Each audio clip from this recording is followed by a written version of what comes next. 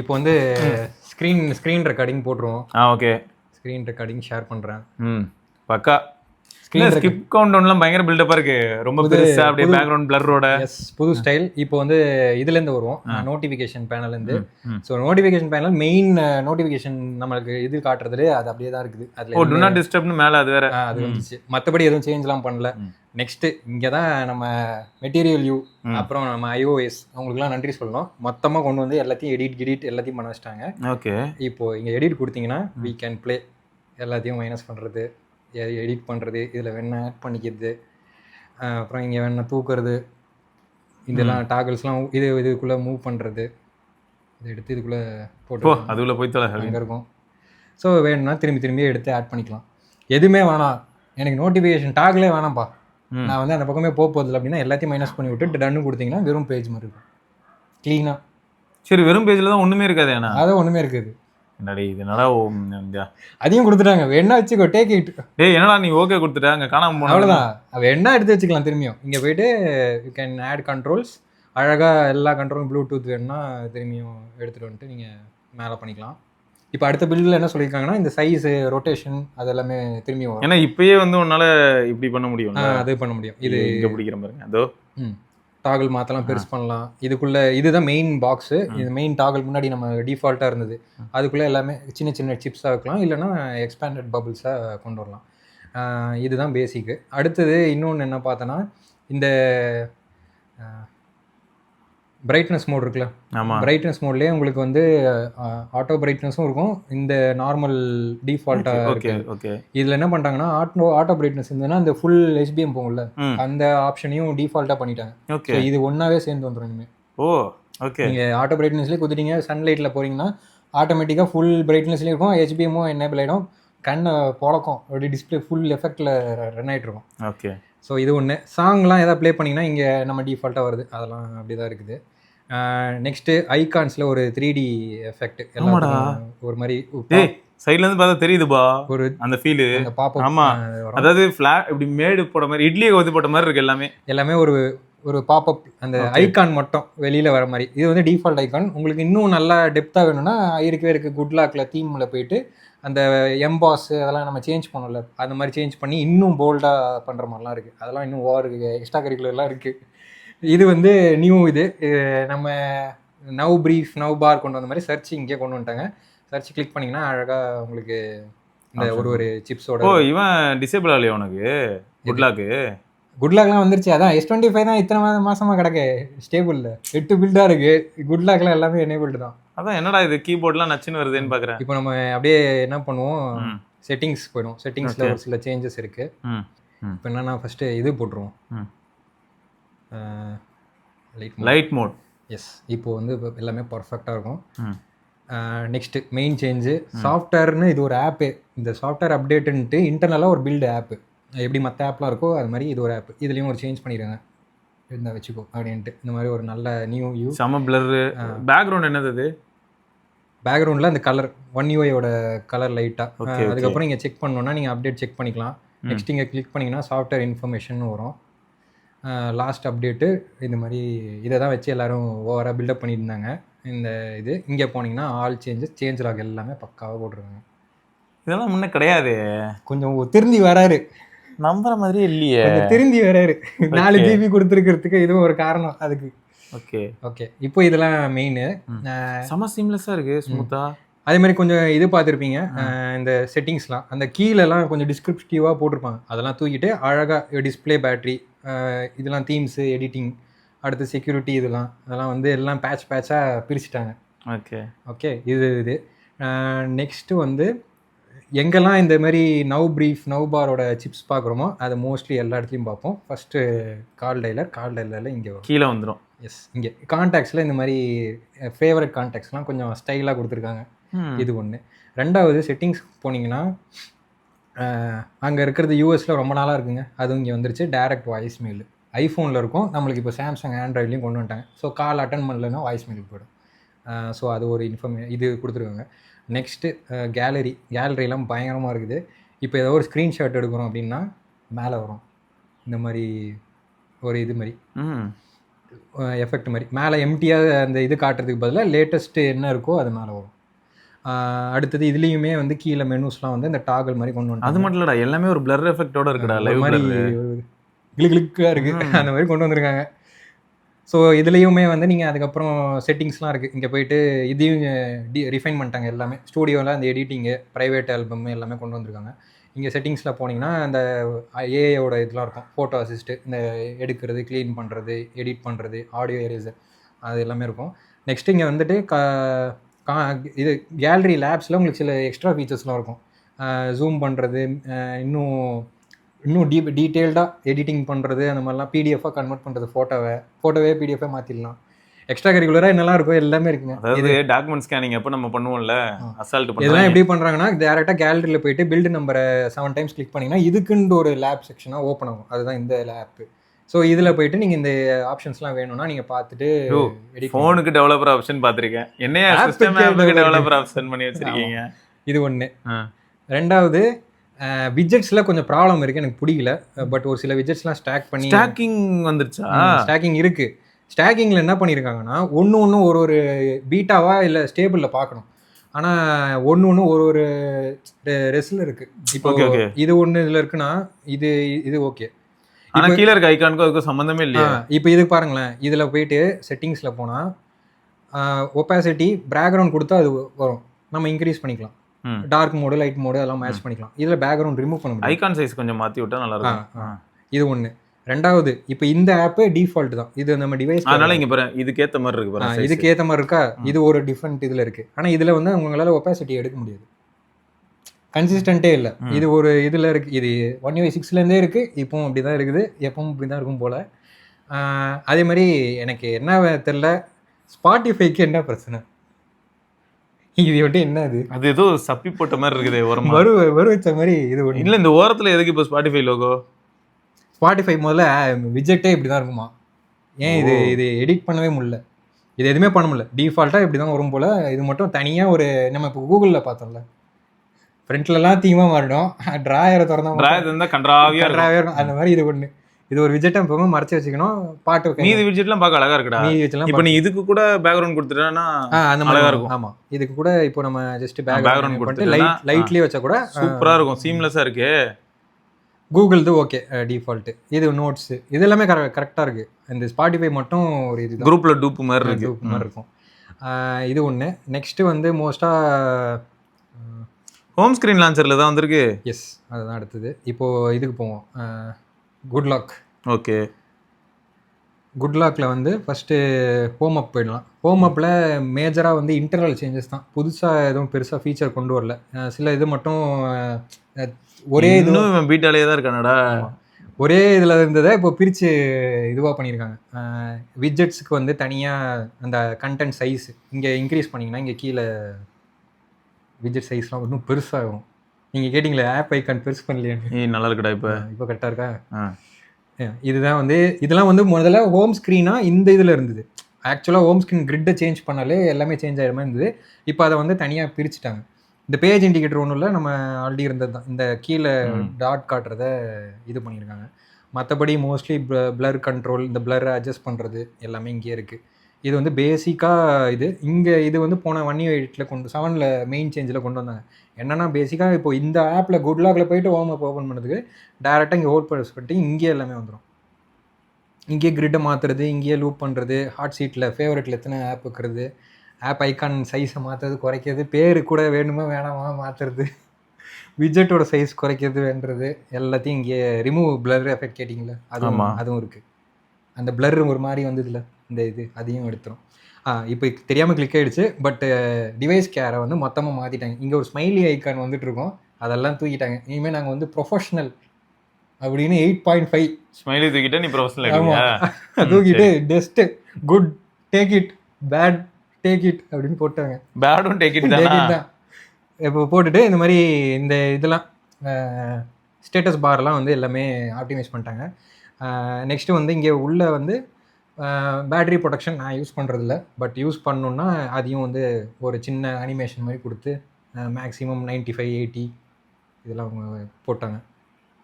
Trim screen mainly for gamers like me, 5%ல் வந்து game ஆடிட்டு இருப்போம். அந்த நேரத்தில் ஸ்க்ரீன் டக்குன்னு வரைஞ்சிரும். அதுக்கு அந்த ஆட்டோ டிம் இது வந்து டிசேபிள் பண்ணிக்கலாம், எனேபிள் பண்ணிக்கலாம். அதுவும் இருக்குது. ஸோ இதுதான் பேசிக்காக ப்ரொஃபைல் மாற்றுறது. ஸ்டாண்டர்ட் லைட் ப்ரொஃபைல் வேணாலும் ரைட் ப்ரொஃபைல், ஸ்டாண்டர்ட் ப்ரொஃபைல் இதெல்லாம் அப்படியே தான் இருக்குது. ஆனால் எனக்கு தெரிஞ்சு லைட் போகணும்னு அவசியம் இல்லை. ஒரு டைம் வந்து S23 Ultra ரிலீஸ் ஆன டைமில் எனக்கு எப்படி இருந்ததுன்னா லைட்டுக்கும் ஸ்டாண்டர்டுக்கும் ஒரு வித்தியாசம் பார்த்தேன். அதுவும் டிராஸ்டிக்லாம் இல்லை இருந்தது. ஆனால் இப்போ வந்து எனக்கு தெரிஞ்சு இனிமேல் தேவைப்படாதுன்னு நினைக்கிறேன். எப்படி இருந்தாலும் நீங்கள் கேம் ஆன் பண்ணிட்டீங்கன்னா பர்ஃபார்மன்ஸ் தான் போகும். அது ஆட்டோ டிஃபால்ட் கோடே அப்படி தான், கவர்னரே அப்படி தான் எனேபிள் பண்ணியிருக்காங்க. ஸோ சாம்சங்கில் வந்து இந்த ப்ரொஃபைல்லாம் சும்மா நம்ம மற்ற சைனீஸில் நம்ம OnePlusல மாற்றுவோம், ஆக்சுவலாக அது இம்பேக்ட் ஆகும். இங்கே அப்படி இல்லை. இங்கே ரெண்டுமே ஒன்று தான். கிளாக் மட்டும் லைட் மோடில் கம்மியாக இருக்கும், ஏன்னா பேசிக் ஆப்ஸ் யூஸ் பண்ண போகிறீங்க. இந்த இன்ஸ்டன்ட் நீங்கள் வந்து கேமை கிளிக் பண்ணிட்டீங்கனாலே ப்ரொஃபைல் அதே மாறிடும். ஸோ அதை எனேபிள் பண்ணும். அப்புறம் யாராவது என்ன பண்ணுவாங்க தெரியுமா, இந்த கோட் அப்படி வைக்கலன்னா லைட் மோட் எனேபிள் பண்ணிட்டு கேம் ஆடிட்டு சாம்சங் லேங் ஆகுதுன்னு வீடியோ போட்டுட்டு. ஆமாம், இது எதுக்கு கொண்டு வந்தாங்கன்னா 2022ல் S22 Ultraன்னு ஒரு டிவைஸ் லான்ச் ஆச்சு. அதில் கேம் ஆப்டிமைஸ் சர்வீஸில் ஒரு ப்ராப்ளம் வந்தது. ஃபோனே ப்ராப்ளம் தானே. ஃபோனே ப்ராப்ளம்.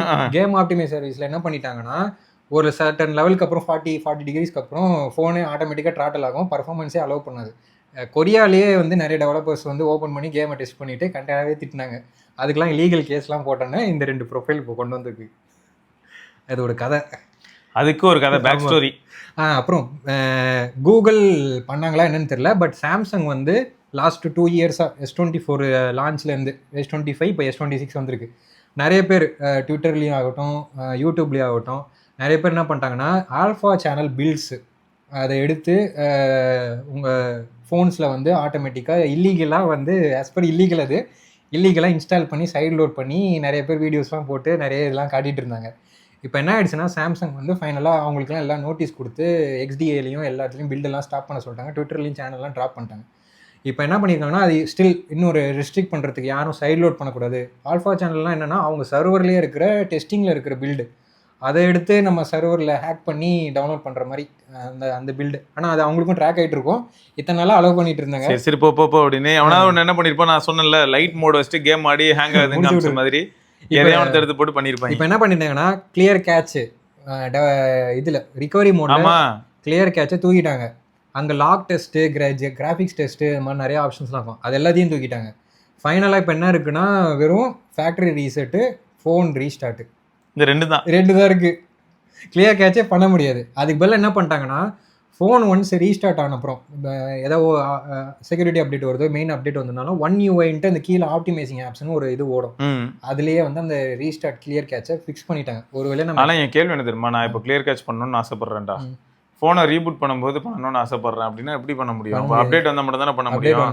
அப்டேட் வந்ததுக்கப்புறம் ஏதோ ஒரு 7 ஆப் இன்ஸ்டால் பண்ணி தொலைச்சிட்டேன், அது எதையும் போய் சிஸ்டம் லெவலில் வந்து சொதப்பி விட்டுருச்சு. இப்போ நான் என்ன பண்ண முடியும்? அடுத்த அப்டேட் வெயிட் பண்ணுமா? நத்திங்க. அது நான் ஏன் வாங்கணும்? இப்போ அதுக்கு தான் என்ன பண்ணாங்கன்னா பார்ட்டிஷன் A Bன்னு கொண்டு வந்து அந்த இது அது பண்ணிட்டு தான் இருக்காங்க. இப்போ A பார்ட்டிஷன் யூஸ் பண்ணிட்டு இருக்கும்போது ஏதாவது கரெக்டாக இருந்ததுன்னா B பார்ட்டிஷன்ல இல்லை. இப்போ சப்போஸ் இந்த மாதிரி கேசஸ்ல சப்போஸ் முடியல, ஏதோ ஒரு ஆப் வந்து நம்மளை டிஸ்ட்ராய் பண்ணிடுச்சு அப்படின்னா மெயின்டெனன்ஸ் மோடை எனேபிள் பண்ணிக்கணும். டிவைஸ் கேரில் எனேபிள் பண்ணிவிட்டு USB கனெக்ட் பண்ணிவிட்டு அப்போ தான் உங்களுக்கு டெவலப்பர் மோடே ஆன் ஆகும். அங்கே உள்ளே போயிட்டு நீங்கள் பில்டை வந்து திரும்பி சைட் அவுட் பண்ணுற ஆப்ஷன் அலோவ் பண்ணியிருக்காங்க இப்போதைக்கு. ஓகே, இது இப்போதைக்கு இல்லை, எப்போதைக்குமே இது வந்து ஓரளவுக்கு ஹெல்ப்ஃபுல்லாக இருக்குன்னா அதெல்லாம் கொஞ்சம் பண்ணலாம். ஆமாம், சுற்றி இப்போது அதை மறைச்சிட்டு அங்கே திரும்பி கொண்டு வந்து வச்சுருக்காங்க. சுற்றி மறைச்சிட்டா அடுத்தது மறுபடியும் குட் லாக்குக்கே வரும். குட் லாக்கில் மீதி இருக்கிற ஃபீச்சர்ஸ்லாம் அப்படி தான் இருக்குது. நெக்ஸ்ட்டு வந்து இந்த கெஸ்டர் செட்டிங்ஸில் எல்லாமே ஓப்பன் சோர்ஸாக என்னைக்கு வந்து OnePlus அடிச்சு விட்டாங்களோ அன்றைக்கிலேருந்து கையிலேயே பிடிக்க முடியல, எல்லாத்தையும் எனேபிள் பண்ணிக்கலாம். இப்போ நான் 8.5 ஸ்டாக்கில் எப்படி இருக்குன்னு டெஸ்ட் பண்ணதுக்காக வச்சுருந்தேன். பட் இதெல்லாம் எல்லாமே அட்வான்ஸ் ட்யூனிங்லாம் போனீங்கன்னா இந்த எக்ஸ்ட்ரா ஐஸ் யூனிவர்ஸ் இதில் தான் போட்டு விளாண்டுக்கிட்டு இருக்கோம். இது வந்து நீங்கள் யாராவது நல்லா பண்ணியிருந்தாங்கன்னா அவங்களுக்கு கூட நீங்கள் அந்த கோடை எடுத்து வந்து அப்டேட் பண்ணிக்கலாம். ஆப் அனிமேஷன் தான் நான் மெயினாக டியூன் பண்ணுவேன். இதை எனேபிள் பண்ணிட்டா 60லேருந்துன்னா கொஞ்சம் அந்த ஐகான் ஃபாஸ்ட்டாக இருக்கும். ஓகே, ரொம்ப ஸ்லோவாக பண்ணிங்கன்னா ரொம்ப அப்படியே பட்டர்ஃப்ளை மாதிரி வந்து நல்லா தான் இருக்கும். ஆனால் சில சமயங்களில் ரொம்ப அவசரமாக வேலை பார்க்கணும்னு நினைக்கும் அனிமேஷன் பொறுமையாக அனிமேஷாக இது one of the good feature, blur animation for wallpaper. இந்த ஆப்பை க்ளோஸ் பண்ணி ஓப்பன் பண்ணுவோம், வால்பேப்பர் வந்து பிளர் ஆகும், பேக்ரவுண்ட் நல்லா இருக்குது. அதுவும் ரியல் டைமில் லைவ் ஆகுது, லைவ் நல்லா இருக்குது. அவ்வளோதான். மீதி எல்லாமே வந்து உங்களோட கெஸ்டர் சைட்ஸ் ஆல் சைட்ஸில் எவ்வளோ ஃபாஸ்ட்டாக இம்ப்ரூவ் பண்ணுறது, இது வந்து மெயின் ஹோம் அப்பு. இதுக்கப்புறம் ஃபென்டாஸ்டிக்கில் பெருசாக எதுவும் பண்ணல. மேபி எனக்கு தெரிஞ்சு இதெல்லாம் ஏற்கனவே இருந்து தான். கஸ்டம்னா நீங்கள் எதாவது ஃபான் சவுண்ட் வச்சிங்கன்னா பென் எடுக்கும்போது சவுண்டு வரும், பாவா டேய் இந்த மாதிரி 4-5 சவுண்ட் வச்சுக்கிட்டு ரீல்ஸ் போட்டு சாகடிச்சிட்டு இருக்காங்கடா நீ வேற. அதுக்கு எல்லாத்தையும் சொல்லிடுற. அப்புறம் லாக் ஸ்க்ரீனில் கொஞ்சம் சேஞ்சு. நம்ம இந்த இது இருக்குல்ல அடாப்டிவ் கிளாக் ஸ்டைல், அது ஃபைனலாக இப்போ எந்த சப்ஜெக்ட் வச்சாலும் அதுக்கு அடாப்டிவாக இருக்கும். அதான் இப்போ நம்ம இந்த இடத்துல வால்பேப்பரில் வேறு ஏதாவது வச்சோம்னா அதுக்கு மாதிரி அதே மாற்றிக்கும். இப்போ இதுலேயே ஸ்டைல் இருக்குது. இந்த இது வந்து ஹாரிசான்டல் ஸ்டைல், வெர்டிக்கலாக வேணும்னா வெர்டிக்கலாக அட்ஜஸ்ட் பண்ணிக்கும். நல்லா இருக்குடா. இது இவங்களோட தனி இது, மற்றவங்கள மாதிரி இது பண்ணாமல் இப்போதைக்கு பண்ணியிருக்கான். மற்றபடி மற்ற ஸ்டைல்ஸ்லாம் அப்படியே same as before. Clock style இங்கே எதுவுமே பண்ணல. இங்கே இது முன்னாடி இந்த 1U8 தனியாக எல்லாத்தையும் கொண்டு வந்து தான். ஃப்ரேம்ஸு இதெல்லாம் வந்து சேம் தான். ஃப்ரேமில் நீங்கள் ஆர்ட் போட்டுக்கலாம். அது மாதிரி இதுலேயே நீங்கள் வெளியில் கொண்டு வர மாதிரிலாம் கூட இருக்கும்.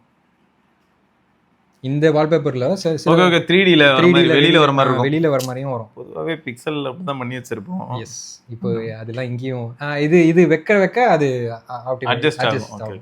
வேணாண்ணா எல்லாத்தையும் தூக்கி விட்டுடலாம். Okay, nice. ஓகே, அதுக்கப்புறம் கேமரா அசிஸ்டண்ட்டில் பெருசாக வரல. 10x 2x இதெல்லாம் சேம், அப்படியே எதுவுமே இங்கே எதுவுமே பெருசாக சேஞ்ச் பண்ணல.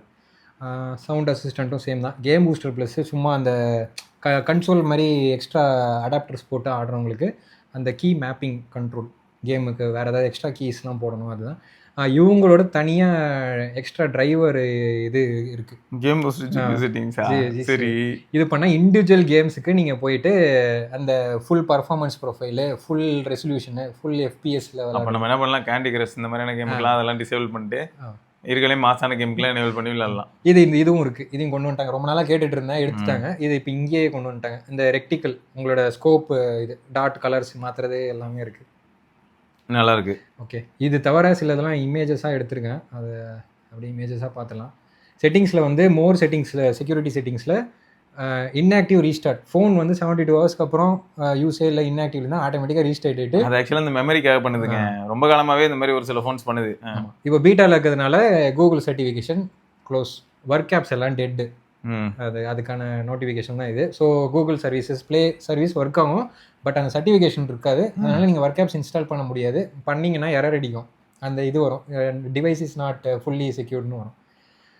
அடுத்தது இந்த டிவைஸ் கேர்லேயே பிளாக் ஆப்ஸ்ன்னு கொண்டு வந்திருக்காங்க. இது என்னென்னா இந்த இன்டெலிஜென்ட் பிளாக்கிங், ஆட்ஸ்லாம் பிளாக் பண்ணுறதுக்கு இவங்களே ஆடாக கொடுப்பாங்களா, இவங்களே ஆடாக வந்து எடுப்பாங்களாம். நம்புற மாதிரியா இருக்குது இதெல்லாம். ஆட் வருது, ஆனால் இப்போ மறுபடியும் பழைய மாதிரி. எந்த இடத்துலலாம் வருது நான் அதையும் காட்டுறேன்.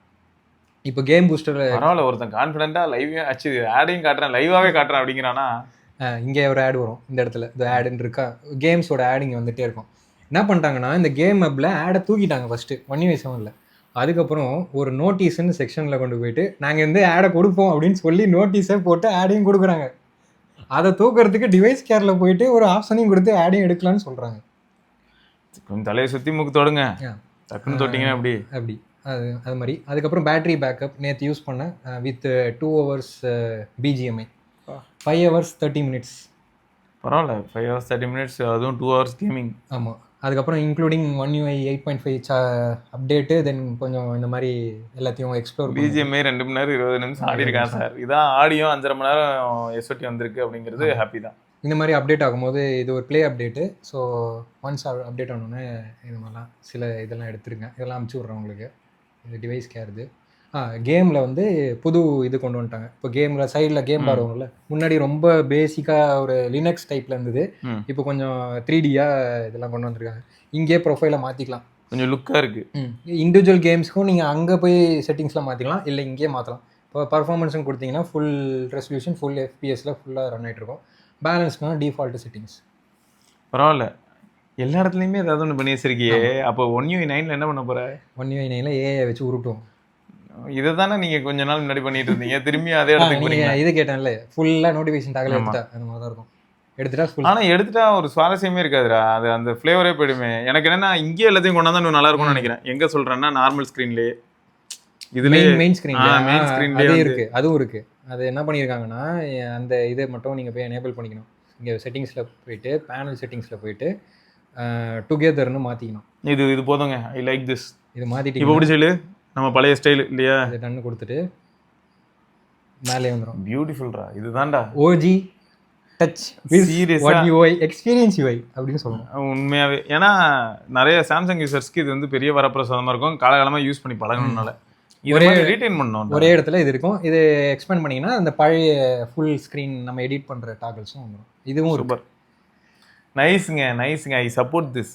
இதே தான் நான் எல்லா ஓஎஸ்லையும் எதிர்பார்க்குறேன். எல்லாமே இருக்குங்க. ஆனால் என்ன பண்ணலாம், ஒரு வழியில் போகிறதுக்கு பதில் 10 வழியில் எப்படிலாம் வந்து ஒரே இடத்துக்கு வரணும் அந்த ஆப்ஷனையும் கொடுத்துட்டு டேகலையும் கொடுத்து வச்சிருக்கான். சத்திய சோதனை. நம்ம வந்து ஒரு விஷயம் ஒரு இடத்துல பார்த்து அங்கேயே முடிஞ்சிடும். இதுக்கெல்லாம் நேரம் இருக்கா அப்படின்னு பார்க்கறதுக்கு தான் நம்மளுக்கு நேரம் வேணும், இத்தனை ஆப்ஷனையும் ஆன் பண்ணுறதுக்கு. இதுவும் ஃபைல்ஸ் ஆப் சூப்பராக பண்ணிட்டாங்க. ஃபைல்ஸ் ஆப் இப்படி இருக்கு இப்போ, முன்னாடி சூப்பராக இருக்கு. ரொம்ப இதுவாக கன்ஜஸ்டடாக இருந்தது, மினிமலாகவும் க்ளீனாக இருக்கும். இதில் ஆட் வராதா?